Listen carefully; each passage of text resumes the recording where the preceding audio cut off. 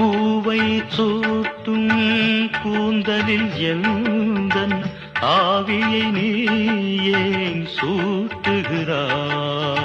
தேனை ஊற்றும் நிலவினில் கூட தீனை நீ ஏன் மூட்டுகிறாய்? கடற்கரை காற்றே,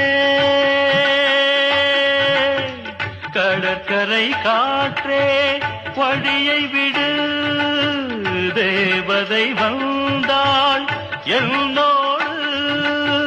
மணல் வெளியாகும் இருவரின் பாதம் நடந்ததை காற்றே மறைக்காதே. தினமும் பயணம் தொடரட்டுமே. நீ ஒரு காதல் சங்கீதம்.